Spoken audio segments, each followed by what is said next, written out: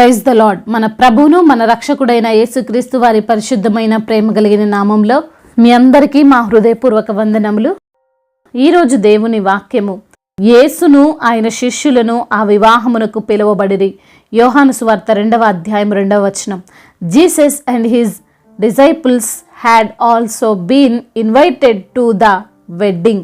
Gospel of John chapter 2 verse 2. ఈ రోజుకు గాను కృపగలిగిన దేవుడు మనకు అనుగ్రహించిన వాక్య భాగమును బట్టి ధ్యానించుకుందాము. ప్రభునందు ప్రియమైన సహోదరి సహోదరులారా, దేవుణ్ణి మన శ్రమలలో, మన వేదనలో, మనకున్న కష్టములో మనము ఆహ్వానించగలిగితే, మన జీవితము ఆయనకు సమర్పించగలిగితే మనము అద్భుతాలను చూస్తాము అనడములో ఎటువంటి సందేహము లేదు.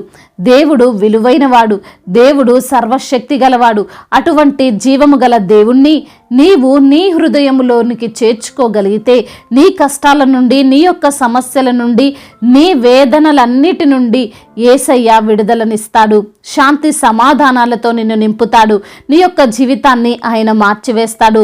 ఈ రోజున ఇవ్వబడిన లేఖన భాగమును బట్టి మనము ఆలోచన చేస్తే, గలీలియా అనే ప్రాంతములో కానా అనే ఊరిలో జరుగుతున్నటువంటి వివాహమునకు యేసయ్య మరియు ఆయన శిష్యులు ఆహ్వానించబడ్డారు.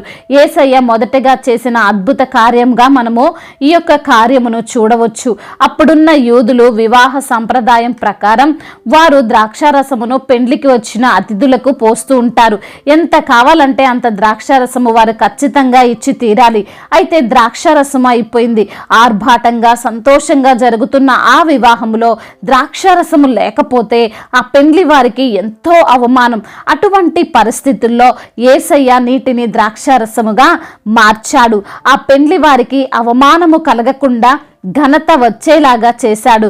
లేఖన భాగములో ఈ విధంగా వ్రాయబడి ఉన్నది. ద్రాక్షారసమైన ఆ నీళ్లు రుచి చూచినప్పుడు ఆ విందు ప్రధాని పెండ్లి కుమారుణ్ణి పిలిచి, ప్రతివాడును మొదట మంచి ద్రాక్షారసమును పోసి జనులు మత్తుగా ఉన్నప్పుడు జబ్బు రసమును పోయిను, నీవైతే ఇది వరకు మంచి ద్రాక్షారసమును ఉంచుకొని ఉన్నావని అతనితో చెప్పెను. అనగా అవమానము రావాల్సిన చోట, నిందలు పడాల్సిన పరిస్థితుల్లో ఆ పెండ్లి కుమారునికి దేవుడు ఘనతనిచ్చాడు.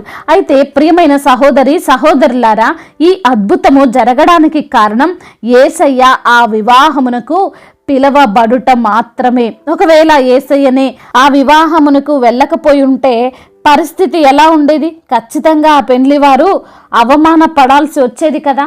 కానీ ఆ పెండ్లి కుమారుడు చేసిన మంచి పని ప్రభువును ఆహ్వానించడం. మరి నీవు ఆ మంచి పని చేయగలిగితే, నీవు దేవుణ్ణి నీ జీవితంలోనికి, నీ హృదయంలోనికి, నీ కుటుంబంలోనికి, నీ యొక్క వ్యాపార ఉద్యోగంలోనికి ఆయన్ను ఆహ్వానిస్తే నిన్ను కూడా ఆయన అవమానమొందనీయడు, నిన్ను సిగ్గుపడేలా చేయడు.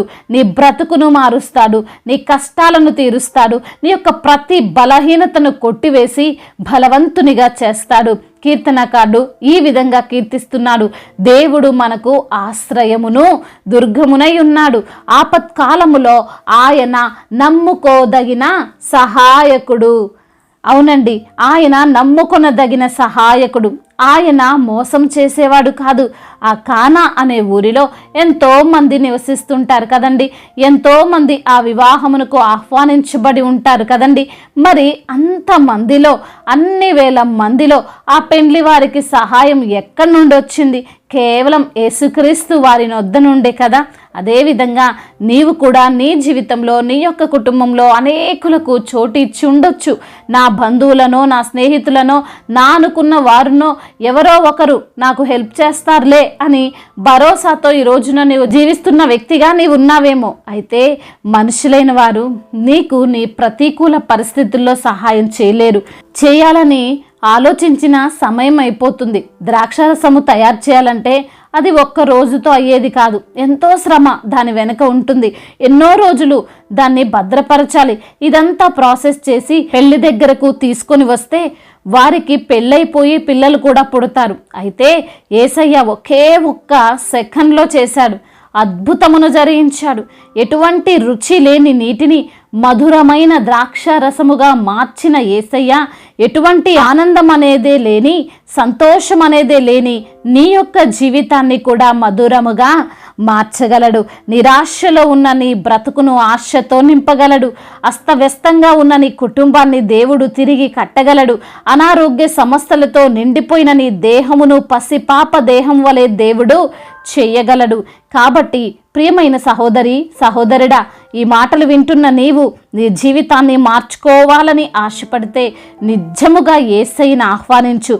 ఎక్కడైతే నీవు సమస్యను ఈరోజు చూస్తున్నావో అక్కడికి దేవుణ్ణి ఆహ్వానించు. ఆయన ఆ పరిస్థితులన్నిటినీ నీకు అనుకూలముగా మారుస్తాడు. నీకు విరోధులను నీ స్నేహితులుగా చేస్తాడు. నీ చెయ్యి జారిపోయింది అనుకున్న వాటిని మరలా నీ చేతుల్లో పెడతాడు. అందు నిమిత్తమున ఏ పని ప్రారంభిస్తున్నా, ఏ కార్యము నీవు మొదలు పెడుతున్నా దేవుడు లేకుండా చెయ్యకు. ప్రార్థన లేకుండా ప్రారంభించకు. దేవుడు నీ అవమానాలన్నీ ఆశీర్వాదకరముగా, ప్రతికూలతలన్నీ నీకు అనుకూలముగా చేసి నిన్ను సురక్షితముగా నడిపిస్తాడు.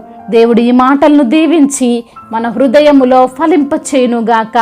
వాక్య భాగమును బట్టి ప్రార్థించుకుందాము. ప్రతి ఒక్కరు కూడా ప్రార్థనలో ఏకీభవించగలరు. ప్రార్థన.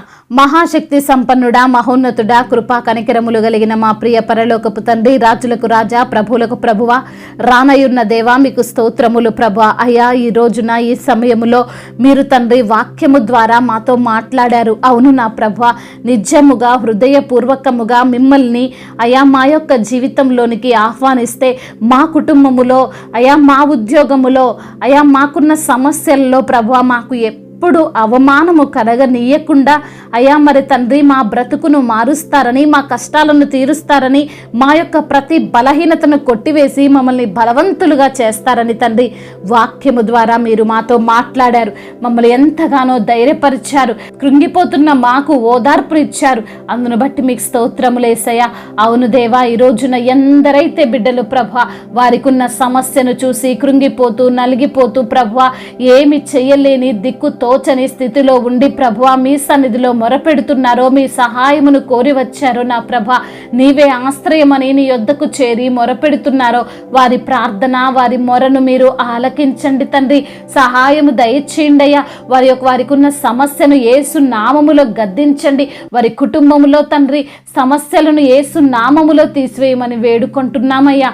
అదేవిధంగా నా ప్రభ అనారోగ్య సమస్యలను కొట్టివేయండి. వారికి శారీరక బలాన్ని దయచేయండి. వారు ఏ రోగముతో అయితే, ఏ వ్యాధితో అయితే బిడ్డలు బాధపడుతున్నారో ప్రభ, అయ్యా ఎంతమంది డాక్టర్ని సంప్రదించిన ప్రభ మరి స్వస్థత కలగక ఆ రోగము నయము కాక ఎందరైతే బిడ్డలు ఈ రోజున ఉన్నారో నా ప్రభ, ప్రతి బిడ్డను మీరు ముట్టండి. ప్రతి ఒక్క బిడ్డకు తండ్రి సంపూర్ణ ఆరోగ్యము, స్వస్థతను మీరు అనుగ్రహించి మీ సన్నిధిలో సాక్షిగా మీ నామానికి మహిమకరంగా ప్రతి బిడ్డను మీరు లేవనెత్తండి. ఆర్థిక సమస్యలు, రుణ భారాల నుండి బిడ్డలకు విడుదల దయచేయండి నా ప్రభ. వారు చేస్తున్న ప్రతి పనిలో ఆశీర్వాదాన్ని దయచేయండి. వారికి ఉన్న రుణమును కొట్టివేయమని వేడుకుంటున్నాము నా ప్రభువ. కుటుంబ సమస్యలు, భార్యాభర్తల మధ్య విభేదాలు అయ్యా వీటన్నిటి నుండి విడుదల దయచేయండి. కుటుంబంలో నెమ్మదికరమైన, సంతోషకరమైన, ఆనందకరమైన ఆనవాళ్ళను తండ్రి మీరు వారికి కనబరచండి అయ్యా. మరి తండ్రి ఎవరి మీద ఎవరికి ద్వేషమున్న ఆ ద్వేషమును కొట్టివేసి ద్వేషాన్ని ప్రేమగా మీరే మార్చమని వేడుకుంటున్నాము ప్రభువా. చిన్న బిడ్డలను కాచి కాపాడండి. యవన బిడ్డలకు మీరు తోడుగా ఉండండి. వృద్ధులను మీరు బలపరచండి. బలహీనులకు తండ్రి మీ యొక్క తండ్రి అయా బలమును ప్రసాదించమని వేడుకుంటున్నాం అయా. ఉద్యోగం లేని బిడ్డల కొరకు ప్రార్థిస్తున్నాం. వారు చేస్తున్న ప్రయత్నం, వారు చేస్తున్న ప్రార్థన అయా, వారు రాస్తున్న కాంపిటేటివ్ ఎగ్జామ్స్ ఇవన్నిటిని కూడా మీరు దీవించండి. మంచి జాబ్ను బిడ్డలు పొందుకోవడానికి సహాయం దయచేయండి. అదేవిధంగా వివాహాల విషయంలో తండ్రి మీ యొక్క చిత్తమును బిడ్డలకు బయలుపాటు చేయమని వేడుకుంటున్నామయ్యా. గర్భఫలము లేని బిడ్డలను జ్ఞాపకం చేసుకుని వారికి గర్భఫలమును దయచేయండి. నీ యొక్క సంతానపు వారు ఇసుక రేణువుల వలె విస్తారమగుదురని మీరు తండ్రి వాగ్దానము చేసిన ప్రకారము తండ్రి బిడ్డలకు తండ్రి సంతానములు కలగజేయమని వేడుకుంటున్నాము ప్రభువా. గర్భిణీ స్త్రీలను దీవించండి అయా. మరి తండ్రి తల్లి బిడ్డలకు క్షేమాన్ని దయచేయండి ప్రభా అయా. మీ యొక్క కృపలో వారిని జ్ఞాపకం చేసుకోమని వేడుకుంటున్నాము తండ్రి. ఇతర దేశాల్లో ఉంటున్న ప్రతి బిడ్డకు మీరు తోడై ఉండండి ప్రభువా. మీ యొక్క దేవదూతల కావలి వారికి దయచేయమని వేడుకుంటున్నాం. మా భారతదేశంలో తెలుగు రాష్ట్రాలను దీవించండి అయ్యా. అధికారులకు తండ్రి సమయోచితమైన జ్ఞానాన్ని దయచేయండి ప్రభా అయా. వారి యొక్క కుటుంబాలను తండ్రి మీ యొక్క రక్షణలోనికి నడిపించమని వేడుకుంటున్నాం. మారు మనసు పొందుకొని ప్రతి ఒక్కరు మిమ్మల్ని తెలుసుకునే భాగ్యము దయచేయమని వేడుకుంటూ తండ్రి ఇంతవరకు చేసిన ప్రార్థన అంతటిని అయా మీ పాద సన్నిధిన చేర్చుకోమని మా నాథుడు సర్వశక్తిమంతుడు సర్వాధికారి అయిన నజరేయుడైన యేసుక్రీస్తు వారి నామంలో ఈ ప్రార్థనను అడిగి వేడుకొని పొందుకొని ఉన్నాము మా ప్రియ పరలోకపు తండ్రి. ఆమేన్. ఈరోజు పెళ్లి రోజు మరియు పుట్టినరోజు జరుపుకున్న వారందరినీ దేవుడు దీవించి సకల మేలులతో, ఆశీర్వాదములతో, కృపాక్షేమములతో, శాంతి సమాధానముతో దేవుడు మిమ్మల్ని నింపునుగాక. మీ యొక్క ప్రార్థన అవసరతలను మాకు తెలియజేయగలరు. మీ కొరకు మేము తప్పక ప్రార్థిస్తాము. మొదటిసారిగా మన యొక్క ఆదరణ వాక్యం చూస్తున్నట్లయితే తప్పకుండా సబ్స్క్రైబ్ చేసుకోగలరు. ఈ వాక్యం మీకు ఆశీర్వాదకరంగా ఉండినట్లయితే అనేకులకు కూడా ఈ వాక్యాన్ని పంపి మీరు కూడా దేవుని యొక్క రాజ్య సువార్తలో పాలిభాగస్తులు కావాలని దేవుని పేరిట మనవి చేసుకుంటున్నాను. May God bless you all. దేవుడు మిమ్మల్ని దీవించి బలపరిచి స్థిరపరచునుగాక.